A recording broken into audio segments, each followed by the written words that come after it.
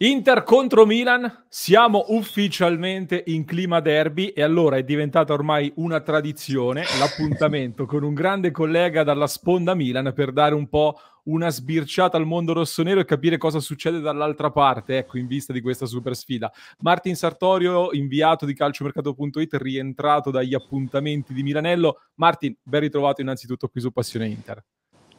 Ciao Lorenzo, grazie per l'invito. Ormai ho capito che mi inviti perché porta bene all'Inter, quindi vedremo come andrà questa volta. Diciamo che siamo partiti per la tua grande professionalità e perché ti ritengo una persona che ci può dare uno sguardo molto approfondito sul Milan. Ti Poi, ringrazio. diciamo, ultimamente ha portato anche bene, quindi le due sì, cose le facciamo unire. Allora, Martin, a tal proposito, ecco, partiamo proprio da qui. Le ultime volte in cui ci siamo sentiti, abbiamo presentato i derby, si è vista un Inter che poi ha portato a casa questi derby senza subire gol, diciamo con una sorta anche di dominio piuttosto importante. Ti chiedo allora com'è in questo momento l'umore, partiamo dalla tifoseria, il mondo Milan, come si sta approcciando a questo derby? C'è voglia di rivalsa, immagino, dopo gli ultimi. Sì, quello c'è sempre. Il tifoso si chiede se il Milan finalmente, anzi più che il Milan, Stefano Pioli, perché il dito è sempre puntato nei confronti del tecnico, se saprà avere la meglio di Simone Inzaghi, perché negli ultimi derby, come hai detto bene tu, l'Inter sì, ha vinto, ma ha dominato, quindi non c'è mai stata partita, non c'è stata mai storia. L'anno scorso l'unico derby che ha vinto il Milan è stato forse equilibrato, però la differenza l'ha fatta totalmente Rafael Leao, quindi sul piano del gioco Simone Inzaghi ha sempre avuto la meglio di Pioli, però quest'anno ci aspettiamo un Milan diverso, perché abbiamo già visto un Milan diverso, che non è un Milan che gioca solo ed esclusivamente sulla sinistra con Leao e Teo Hernandez, ma è un Milan che sa proporre gioco sulla destra con Christian Pulisic, Loftus-Cheek, e poi c'è anche la variabile, così possiamo chiamare, Reinders, perché è un produttore di gioco che ha dimostrato di saper far bene in questo inizio di stagione. Quindi il Milan che si presenta con qualche carta in più rispetto allo scorso anno. Ho visto l'Inter mi sembra la stessa squadra solida, è vero che gioca Thuram, non Lukaku o Dzeko, però il modo di giocare dell'Inter con le stesse idee mi sembra comunque uguale, quindi sono davvero curioso anch'io, un po' come i tifosi, di capire se Pioli sarà in grado di contrastare quest'Inter che l'ha messo sempre in difficoltà, quindi aspettiamo curiosi.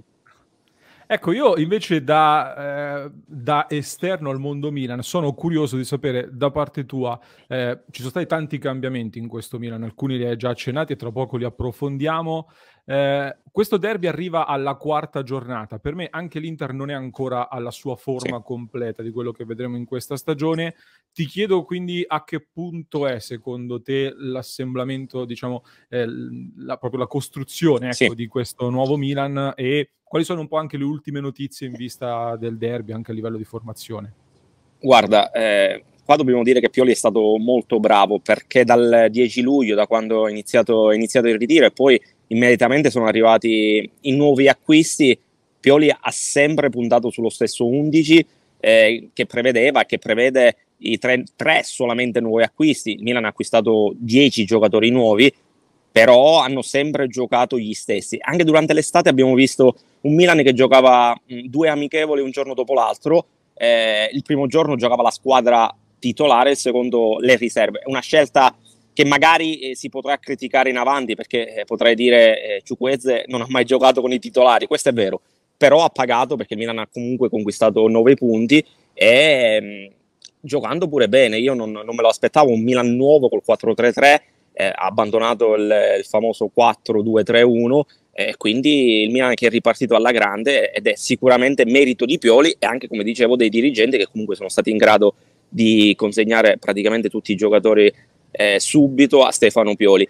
Per quanto riguarda la formazione non dovrebbe cambiare molto, anzi quasi nulla rispetto alle prime tre formazioni. L'unica assenza è quella di Fikayo Tomori, che è nota perché è squalificato dopo l'espulsione contro la Roma. Avrebbe dovuto giocare Piercalulu, ma nel weekend ha accusato dei problemi fisici, muscolari. Le prossime ore dovrebbe fare degli accertamenti, però è chiaro, oggi non si è allenato, che il derby difficilmente lo vedrà da protagonista. Chiaramente ci sarà Simon Kjær al centro insieme a Ciao. L'altro punto interrogativo, che si è parlato tanto in questi giorni, anche i tifosi dell'Inter hanno un po' scherzato, hanno un po' giocato con Giroud che si è girato, stavolta si era girata la caviglia, quindi ci stanno questi giochetti.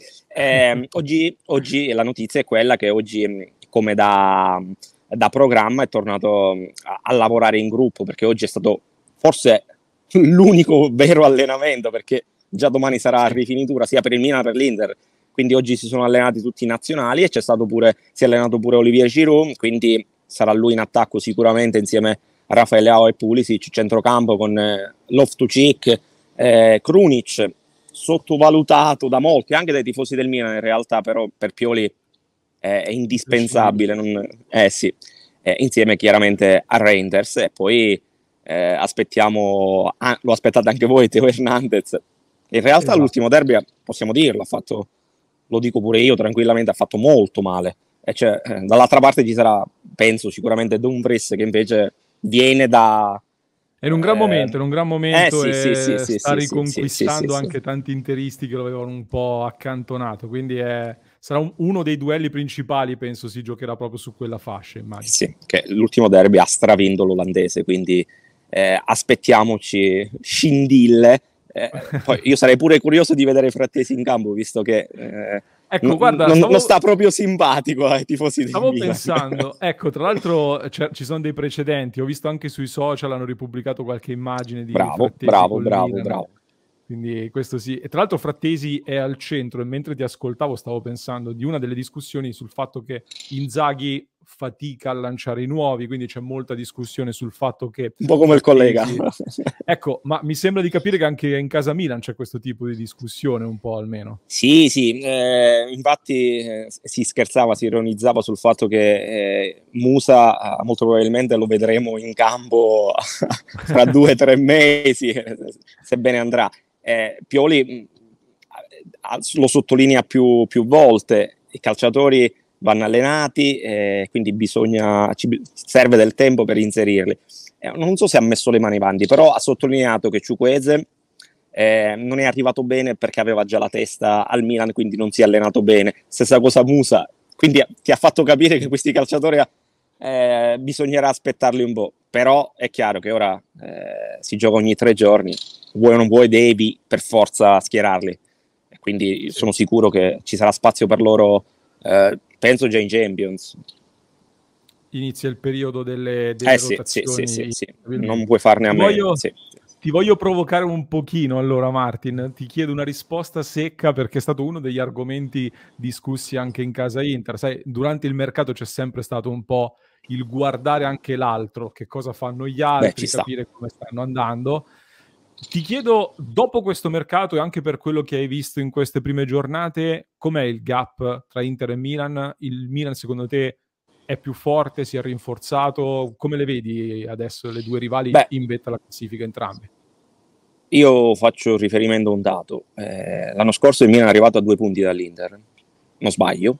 2 anni fa l'Inter è arrivato a 2 punti dal Milan, quindi io penso che il gap sia proprio quello, però sulla partita singola io l'Inter l'ho vista superiore nei confronti diretti, tranne quando Rafael Leao ha fatto il campione, perché secondo me delle rose tra Milan e Inter il migliore proprio in assoluto è Rafael Leao, se è in giornata top, e in quel caso il Milan è riuscito ad avere la meglio dell'Inter, però in una partita normale l'Inter è stata sempre superiore. Il Milan forse si è avvicinata all'Inter grazie a questi acquisti, come li ha definiti Juric, più europei, perché il Milan ha aggiunto centimetri con Loftus-Cheek, qualità, esperienza con Pulisic, e poi sottovalutato l'acquisto di Reinders, perché secondo me è quello che sta facendo meglio. Il Milan... nuovi è quello che ti ha impressionato di più? Sì, anche perché non lo conoscevo, ed è un giocatore davvero che sa fare le due fasi in maniera fantastica. Poi il dato col Bologna è incredibile, non ha sbagliato un passaggio, 100% di passaggi, ti fa capire cos'è Reinders, e poi in fase difensiva veramente dà una grossa mano. E quindi io mi aspetto che il Milan si sia avvicinato all'Inter, però lungo l'arco di un campionato io questa distanza non l'ho vista, e ripeto, sono gli ultimi 2 anni che ti dicono che Milan e Inter sono là, e mi sa che quest'anno saranno là per molto tempo, forse più di altre squadre. Questo, poi ti chiudo con questo allora, infatti. Però prima avevo una curiosità, perché di sicuro Leao lo hai messo come la stella, ed è indubbiamente Sì. la stella, quindi di sicuro le qualità individuali. Il Milan ha giocatori che possono risolvere la partita anche con la giocata, o comunque in modo individuale. La corsia di sinistra è quella forte, ma dicevi quest'anno è stata aggiunta anche quella di destra, che è un'ulteriore insidia. Ti chiedo quindi a cosa deve prestare secondo te attenzione l'Inter, e che tipo di partita ti aspetti dal Milan? Ci sarà secondo te il rischio che possa vincere la paura di perdere anziché la voglia di vincere?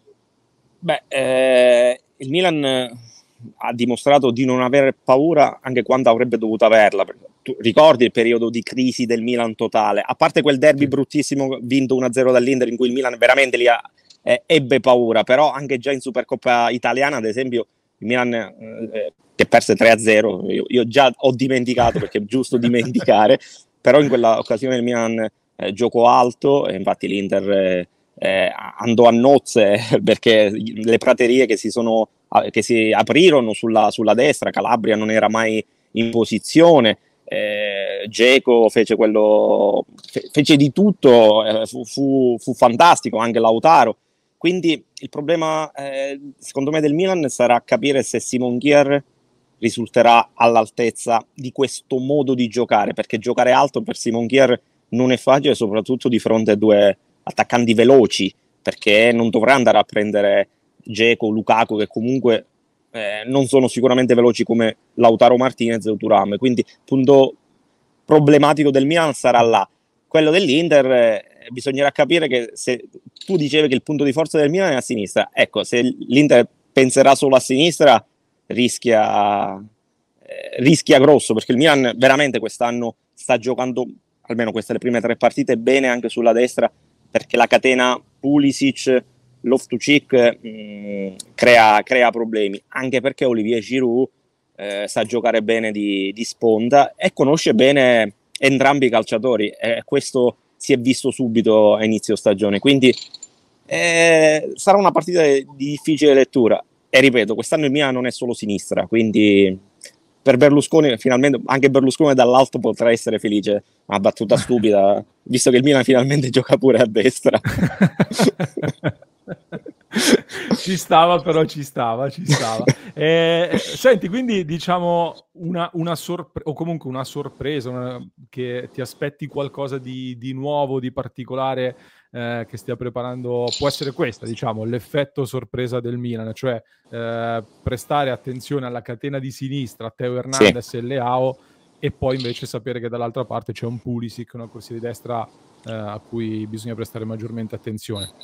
È chiaro che bisognerà capire come è tornato Pulisic, perché un po' come i sudamericani dell'Inter sono arrivati praticamente ieri sera, quindi hanno fatto oggi scarico e poi allenamento, quindi non lo so come stanno fisicamente. È chiaro che tu chiedi informazioni e ti dicono tutto ok, vanno bene, però devono pure giocare e riassorbire un fuso orario che comunque potrebbe influenzare le loro prestazioni, quindi sono curioso anche di questo.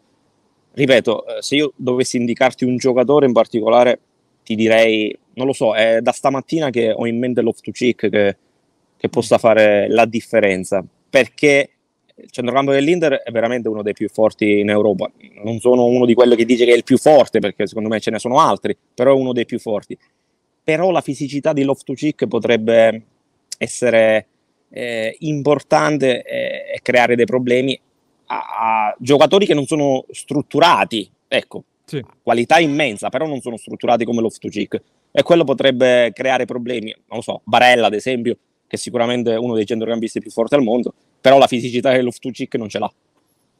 Chiaro, quindi occhio all'effetto sorpresa Sì. in questo senso. E allora, ringraziamo allora Martin Sartorio, inviato di calciomercato.it. Piccolo problema di connessione alla fine, però avevamo esaurito i temi, ci ha fornito quindi una grande presentazione del mondo Milan, uno sguardo, un avvicinamento quindi a questo derby per cercare di capire che cosa ci attende, che cosa possiamo aspettarci. Fatemi sapere da parte vostra nei commenti qual è il giocatore, che cosa temete di più di questo derby. Allora, sulla base anche di quello che ci ha detto il nostro Martin, aspetto i vostri commenti e poi li analizzeremo all'interno della nostra analisi tattica alla vigilia della partita. Aspetto i commenti qui sotto, vi lascio in descrizione anche il link al profilo Twitter di Martin da seguire per essere sempre aggiornati in questo avvicinamento al derby sulle vicende di Casa Milan, ovviamente, quindi mi raccomando seguite Martin. Vi ricordo anche di iscrivervi al nostro canale, se non l'avete ancora fatto clic sul tasto iscriviti subito e lasciate un mi piace in modo da sostenere il nostro progetto e far continuare a crescere